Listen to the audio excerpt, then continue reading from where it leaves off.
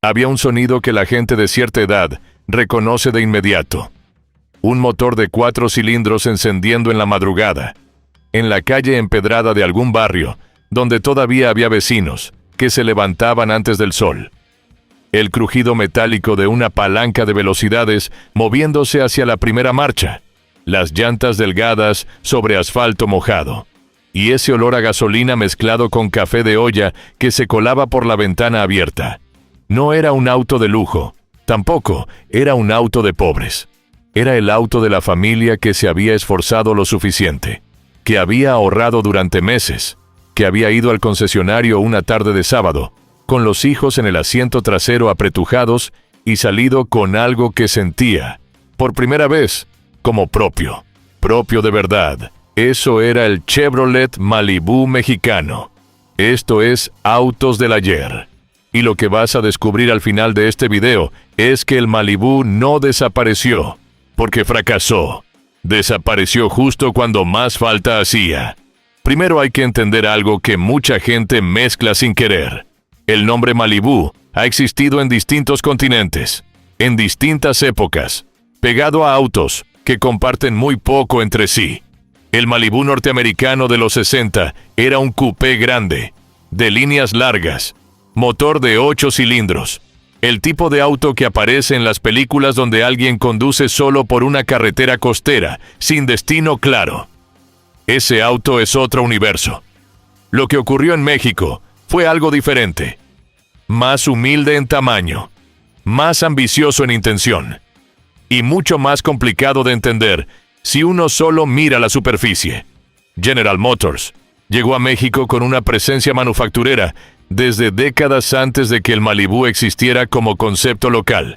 Armaba autos, vendía autos, entendía que el mercado mexicano tenía sus propias reglas, y una de esas reglas, tácita pero real, era que el comprador de clase media mexicana quería un sedán de tamaño mediano que aguantara la Ciudad de México, que aguantara Guadalajara, que aguantara esas carreteras que en algunos tramos todavía no decidían si querían ser pavimentadas o seguir siendo promesas del gobierno. El Malibu que se comercializó en México durante los años 70 y parte de los 80 respondía a esa necesidad con una lógica muy concreta. Una carrocería resistente, un motor manejable, un interior que no era ostentoso, pero que tampoco avergonzaba a nadie. El país en esos años vivía lo que los economistas llaman después, con esa frialdad que da el tiempo, el milagro mexicano. Había crecimiento. Había una clase media que se estaba formando con rapidez, que compraba televisores, que mandaba a sus hijos a la universidad, que aspiraba a tener un auto en la cochera, no uno cualquiera, uno que dijera algo sobre quién lo manejaba. El Malibu decía, persona seria, trabajadora, con criterio. El mecánico que había puesto su propio taller en la colonia Narvarte, el maestro de secundaria que cubría 2 turnos, el funcionario de nivel medio que guardaba distancia orgullosa de los autos de lujo que nunca iba a poder pagar. Todos ellos encontraban en el Malibu una razón para ir al concesionario y firmar los papeles. En su mejor momento, el Malibu fue uno de los modelos más vendidos del segmento en México. Las cifras exactas de producción de aquella época son difíciles de rastrear, porque General Motors no publicaba desgloses por mercado con la granularidad que uno quisiera. Pero los registros de la industria automotriz mexicana, de los primeros años de la década de los 80, ubican al modelo entre los líderes de ventas del segmento sedán mediano, compitiendo directamente con el Datsun, con el Volkswagen Sedán, que ya era casi un objeto cultural más que un auto, y con el propio Dodge Dart, que también tenía sus devotos. El Malibu ganaba esa competencia muchas semanas, y la perdía otras, pero siempre estaba ahí, en la discusión, en las conversaciones de los compradores, que llevaban sus listas comparativas, escritas a mano en libretas cuadriculadas. El repartidor de refrescos en la zona metropolitana, que usaba uno para sus recados personales, le decía a sus vecinos que el motor era noble, Esa palabra, noble, en el vocabulario mecánico popular de México, que tiene su propia poética y su propia precisión. Decirle noble a un motor es el mayor elogio posible.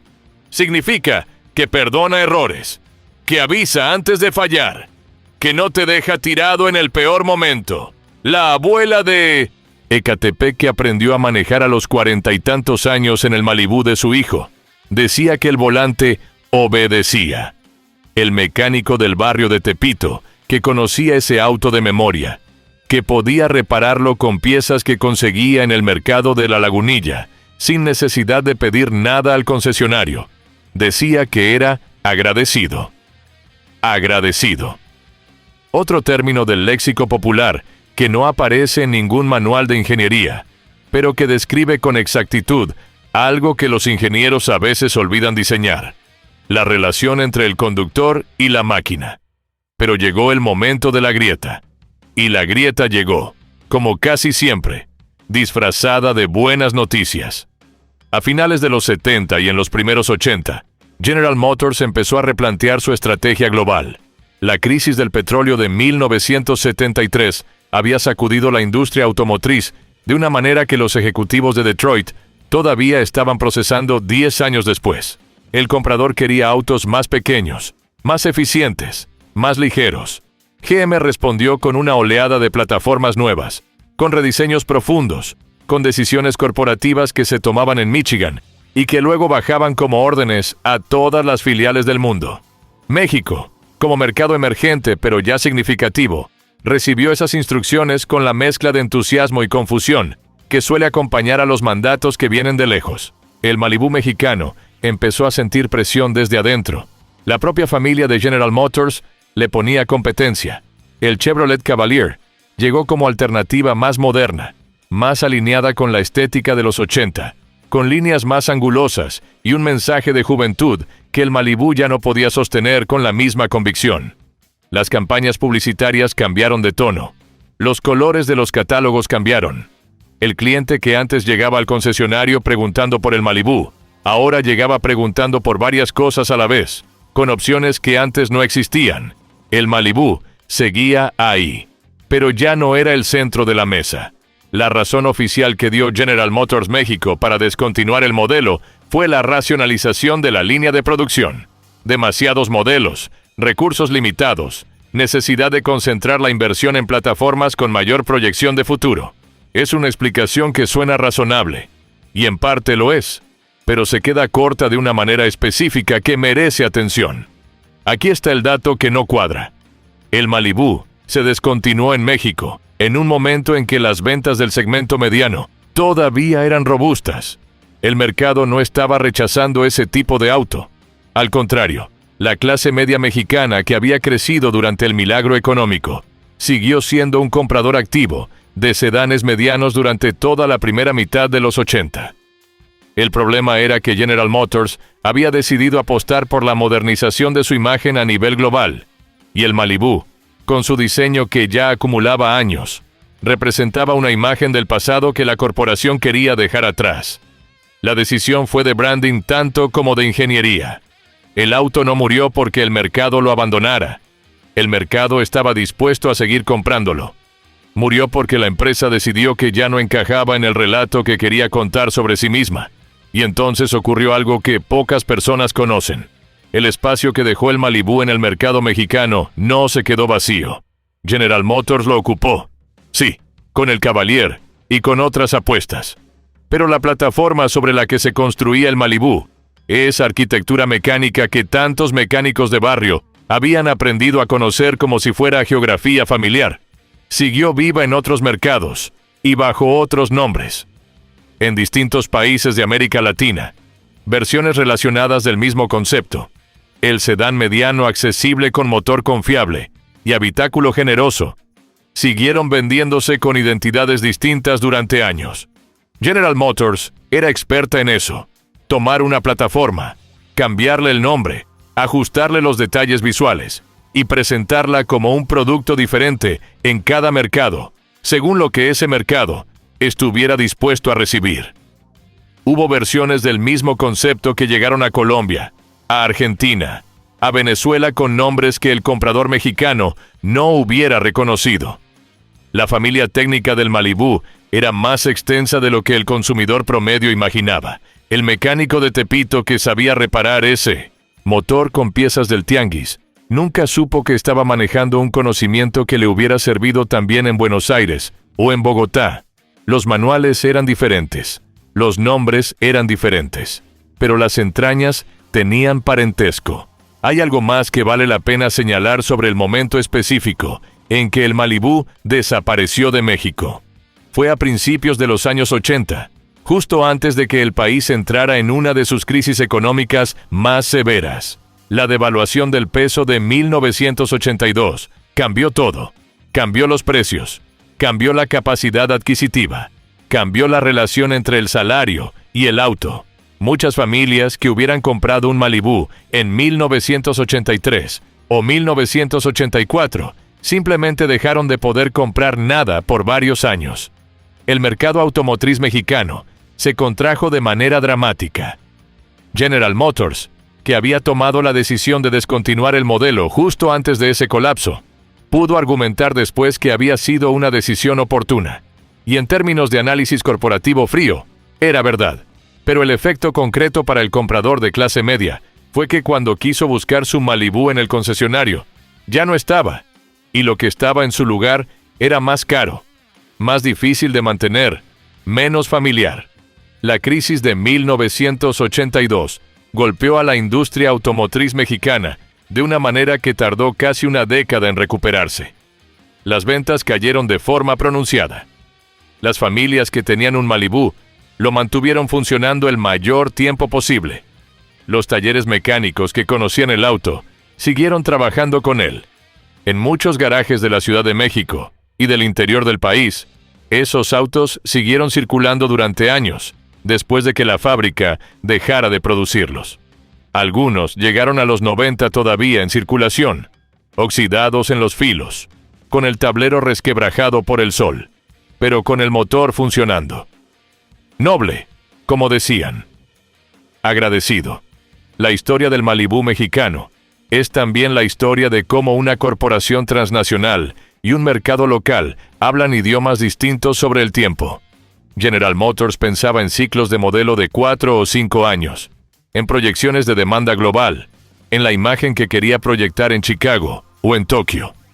El comprador mexicano pensaba en el largo plazo de otra manera, en cuántos años iba a tardar en terminar de pagarlo, en si sus hijos iban a poder manejarlo cuando crecieran, en si el mecánico de la vuelta iba a poder repararlo sin necesitar piezas que vinieran de otro país. Esos dos tiempos raramente coinciden.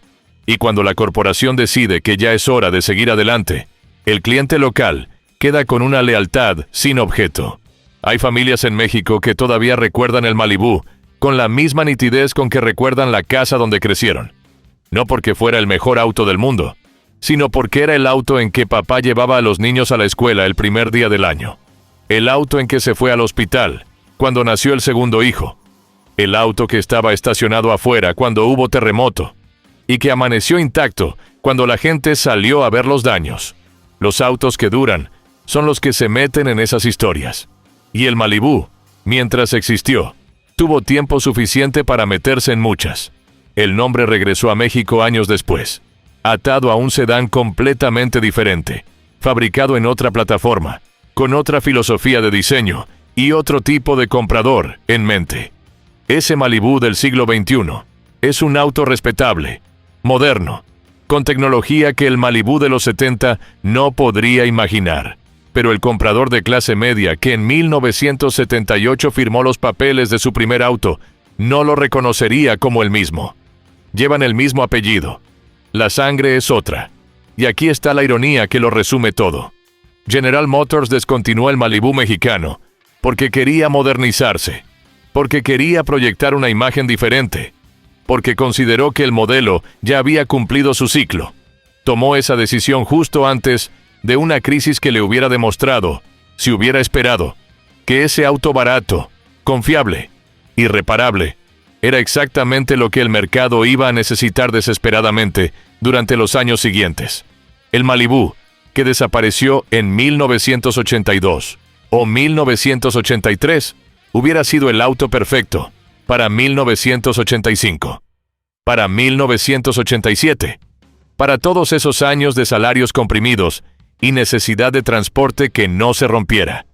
Las corporaciones planean el futuro con datos que siempre son del pasado, y a veces, en el espacio entre esos dos tiempos, desaparece exactamente lo que hubiera hecho falta. El motor noble, el volante que obedece, el auto que perdona. Nadie los diseña así a propósito. Salen así cuando una máquina y una generación se encuentran en el momento exacto y se entienden sin necesitar mucho más. El Malibú mexicano fue eso para mucha gente. Y cuando se fue en silencio, como se van casi todas las cosas que importaban de verdad, sin discurso, sin despedida, sin que nadie en la fábrica entendiera del todo lo que estaba cerrando.